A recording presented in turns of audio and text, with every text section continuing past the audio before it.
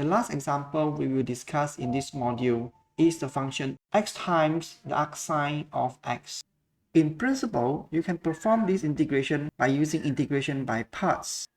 This is possible because if you identify the function u in integration by parts with x, then the integrations involving the du term would then be reduced to a constant. So generally, using the integration by parts formula can be applied to these integrations with the condition that you also know the result of the integration of arcsine. However, here we are not going to use integration by parts method, but we will refer to the integral table to perform these integrations. So let's scroll through the integral table to look for the form that can be used for integrating the function that involve arcsine and x. So this obviously would not be suitable. This is not suitable as well. So here we don't find any integration with arcsine. This is not the one that we are looking for because we are not looking for a trigonometric but an inverse trigonometric function. Here it is. The relevant item that is suitable for our applications is in this form. Item 106 in the integration table, they involve inverse trigonometric forms. So I'll take a snip of these results, paste it here. The integration we are going to do here has a value of n equals to 1. If n is equals to -1, this formula cannot be applied. Fortunately, n is equals to 1, so we could proceed to write down the right-hand side of the expression to obtain the full solution of the integration x times arcsine of x. X raised to power of n plus 1, x to the power of 2 over 2 times arcsine of x. In our present case, the values of a is just 1. So I have finished writing down the first term in the solution. The second term is minus 1 over 2, integrating x to the square dx divided by square root of 1 minus x squared. So we have not finished with the integration because we have to simplify this. The answer to this integration can then be carried out again by referring to the integration table.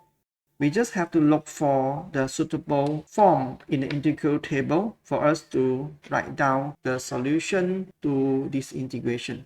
So we have to scroll through the integral table again to search for the suitable formula. This integral table is obviously not suitable because our integration involves 1 minus x squared. This does not involve 1 minus x squared. This seems to be plausible because you have a squared minus x squared.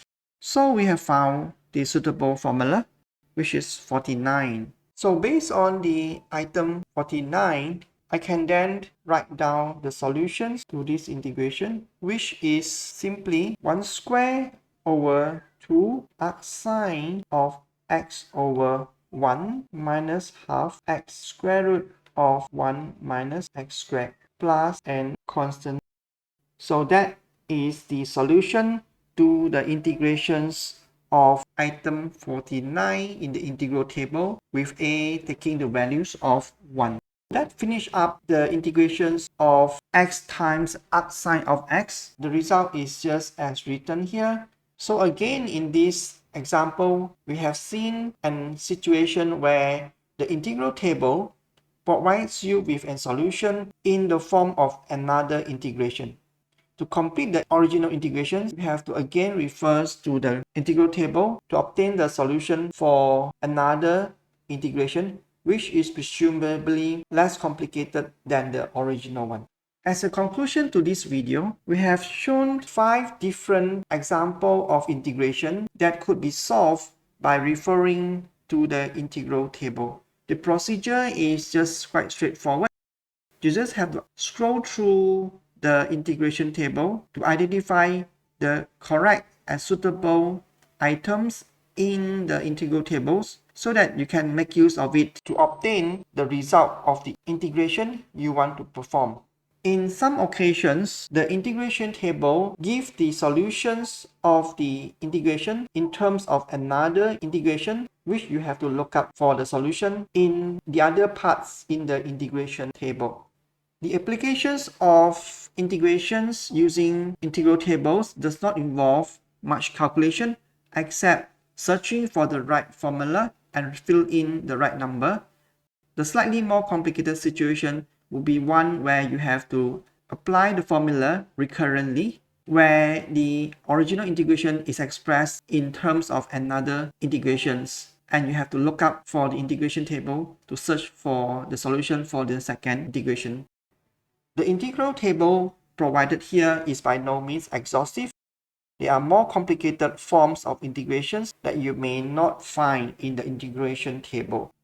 However, the list of the formula in the integral table will be mostly sufficient for integrating commonly encountered functions in an ordinary calculus course.